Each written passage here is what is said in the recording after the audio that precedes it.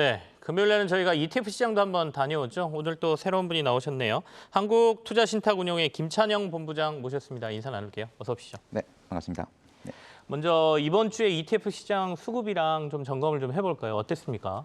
네, 먼저 간략하게 최근 한 주 동안 투자자분들께서 많은 관심을 좀 보여주셨고 또 그래서 매수세도 몰렸던 그런 네. ETF들 먼저 한번 짚어보겠습니다. 네. 그래서 보시는 표에서와 같이 한 주 동안 개인 투자자분들은 미국의 반도체 산업에 투자하는 ETF와 그리고 국내 주식형 ETF 가운데서는 원자력 발전에 관계된 종목을 모아놓은 ETF에 투자를 좀 집중적으로 하셨는데요. 네. 아무래도 6월 초 이후에 내내 하락세를 보이던 주식시장이 다소 반등을 지난주 후반, 했죠. 네. 네. 그리고 이번 주 초반까지 잠시 소강 상태를 좀 보이면서 향후 전망이 유망한 투자 테마 위주로 한때 매수세가 살아났다 이렇게 볼 수 있겠습니다. 또 네. 외국인 투자자들 역시 비슷한 양상을 보였는데요. 외국인 투자자들은 중국 전기차 산업에 투자하는 ETF에 집중적으로 투자하는 모습이 조금 두드러진 특징이었다고 할 수 있겠습니다. 네. 반도체 많이 투자했다고는 하시는데 네. 반도체가 요즘 급락하고 있어서 맞습니다. 투자는 많이 했는데 좀 안 좋으실 것 같기도 하고 그러면 수익률적인 측면에서는 어떤 게 제일 좋았나요? 수익률적인 측면에서 좀 보면요. 네. 먼저 이제 중국 주식이 깜짝 반등을 했지 않습니까? 그래서 보시는 표에 준비된 표와 같이 네. 반등에 나선 중국 주식 영향으로 해서 중국 주식 관련된 ETF들이 상위에 대고 포진을 해 있고요. 또 신재생 에너지하고 또 중국의 코로나 봉쇄의 점진적인 해제 네. 그리고 관련된 수출 확대가 기대되는 국내 화장품 관련된 ETF도 좀 눈에 띄는 양호한 흐름을 보여줬습니다. 반대로 또 수익률이 저조한 ETF를 좀 살펴보면 네. 유가가 좀 강하게 반등을 하면서 그 덕분에 유가와 반대 방향으로 움직이는 원유 인버스 ETF 성과가 좀 저조했고요. 그리고 구리 ETF 그리고 중국 주식과 반대로 가는 중국 인버스 ETF들은 성과가 좀 안 좋은 모습을 보였습니다. 알겠습니다. 네. 이제 ETF 투자할 때 많이들 테마형 ETF다, 테마형 ETF다 이런 말씀들 하시잖아요. 네. 이 테마형 ETF라고 하면 좀 재밌는 상품들이나 어떤 것들이 있는지 좀 소개를 좀 해주시죠. 네, 요즘 주식시장에서는 개별 주식보다 훨씬 더 인기가 높은 테마형 ETF 상품들이 많이 있는데요. 네. 테마 즉 주제죠. 그러니까 주제가 있는 ETF 투자라고 보시면 될 것 같습니다. 지난해부터 최근 얼마 전까지도 꾸준한 인기를 끌었던 중국의 차이나 전기차 ETF를 비롯해서 네. 뭐 ESG라든가 2차 전지, 네. 뭐 태양광, 뭐 탄소 배출권 뭐 이제 열거하기가 좀 어려운 수준인데요. 다양한 테마형 ETF들이 쏟아져 나오고 있다고 보시면 될 것 같고요. 한국에 국내 상장된 ETF가 한 600여 개 정도 되는데 이 가운데 한 25% 정도인 한 150개 가량이 현재 테마형 ETF로 이제 채워져 있다 이렇게 보시면 좀 될 것 같습니다.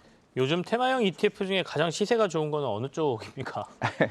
요즘 뭐 저희가 최근에 이제 상장을 하나 시켜놓은 원자력 관련된 ETF가 조금 눈에 띄는데요. 최근에 국내 주식이 계속 저조한 흐름을 보이고 있는 가운데서도 네. 이제 원자력 발전 관련된 ETF가 성과가 계속 오히려 또 뭐 플러스로 수익이 나오고 있어서 안 그래도 오늘 그걸 좀 물어보려고 했는데 네네네. 이번 주에 사실 시장에서 관심 가졌던 게 원자력 ETF가 상장되니까 네. 수급이 좀 좋아질 거다 관련주들에. 네. 그러면서 실제로 장에서 원자력 관련주들이 좀 괜찮았거든요. 그래서 이걸 양쪽을 다 고민을 해봐야 될 것 같습니다. 포트폴리오에 들어있으니 개인 투자하시는 분들 직접 투자 원자력을 해도 되는 건지 네. 그다음에 계속해서 원자력 ETF라는 것들이 어떻게 지금 상장돼 있는지 구조를 보면서 원자력 ETF가 매력적인 상품인지를 꼭 알아보고 싶거든요. 네네네. 한번 원자력 ETF 좀 설명을 해주실까요? 네, 보통 앞서 이제 테마형 ETF라는 얘기를 시작을 네네. 해봤는데 이제 보통 테마형 ETF라고 하는 것들이 보통 일반적으로 내러티브를 갖습니다.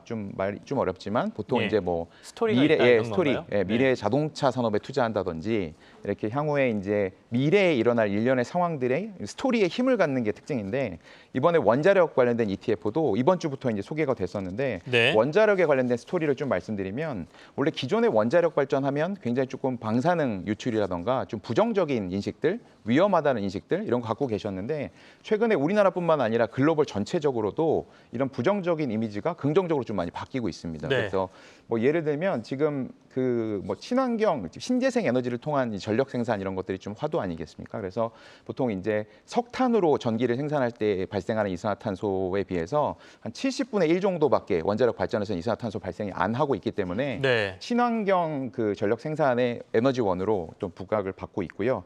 또 뿐만 아니라 이제 전 세계 또 러시아 우크라이나 사태 덕분에 이제 에너지 안보나 뭐 에너지 자립에 대한 얘기가 많이 나오고 있지 않습니까? 그래서 그것과 관련된 각국의 가장 합리적인 대안으로서 좀 급부상을 하고 있다고 볼 수 있습니다. 그래서 이에 따른 관련된 종목들, 뭐 국내 주식뿐만 아니라 해외 주식들도 조금 주목을 많이 받고 주가도 많이 상승하는 흐름이다 이렇게 볼 수 있겠습니다.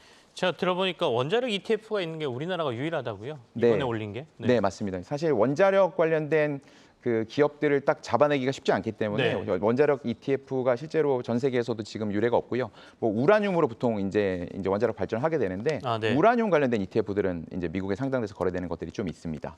그 한국 같은 경우는 뭐 굳이 뭐 미국이나 프랑스나 이런 선진국과 이제 어깨를 견줄 정도로 네. 원자력 4대 강국에 들어가는 좀 원자력계에서는 조금 경쟁력이 있는 나라거든요. 그래서 글로벌 경쟁력을 갖추고 있는 그 원자력 관련된 국내 주식을 한 번에 뭐 20종목, 30종목을 굳이 하나하나 찾아보지 않으시더라도 ETF 하나를 가지고 간편하게 좀 투자하실 수 있겠다. ETF 투자를 그렇게 보시면 접근하시면 좋을 것 같습니다. 실제로 어떤 회사들이 주로 투자됩니까? ETF 안에서? 네, 뭐 바로 떠올리실 수 있는 네. 한국전력, 뭐 한국수력 원자력을 갖고 있는 회사들 떠올리실 수 있을 거고요. 네. 그 원자력 발전의 그 유일한 이제 그 디자인을 할 수 있는 회사로 한전기술이라는 회사가 있습니다. 네. 이 회사도 요즘 좋은 주가 흐름을 좀 보이고 있고요. 뿐만 아니라 얼마 전에 윤석열 대통령이 방문해서 조금 더 유명해진 두산에너빌리티라는 대표 기업도 있습니다. 아, 그렇군요. 네네. 이번 주에 상장된 게 이 원자력 테마 말고도 또 있죠? 네, 맞습니다. 또 주목할 만한 네. 계속 이제 테마형 ETF들이 앞서 말씀드린 쏟아져 나오고 있는데요. 또 흥미로운 테마형 ETF를 하나 꼽자면 글로벌 브랜드 탑 10이라는 ETF도 좀 눈에 띈다고 할 수 있겠습니다. ETF 이름에서 벌써 예상을 할 수 있는 것처럼 네. 전 세계 브랜드 경쟁력이 높은 각 분야의 1위 기업들 10개를 모아놓은 건데요. 보통 음식료에는 코카콜라, 또 네. 자동차에는 테슬라, 그리고 또 제약바이오에는 화이자, 그리고 생활용품에 P&G 이런 식으로 10개 종목에 딱 10%씩 나눠서 투자하는 형태의 ETF라고 볼 수 있겠습니다. LVMH가 눈에 들어옵니다. 네, 네, 네. 명품 기업이죠. 네. 기업들. 네. 이렇게 경기가 안 좋을 때 이 브랜드의 가치가 있는 기업들이 경기를 방어하는 경우가 있어서 이것도 또 나름대로 투자에 고려할 만하다라는 생각이 드는데 신규 상장된 ETF들까지 살폈습니다. 이번 주에 원전은 좀 테마였으니까 원전 ETF는 좀 자세히 들여다봤습니다. 한국투신운용의 김찬영 본부장과 함께했습니다. 감사합니다. 맞습니다.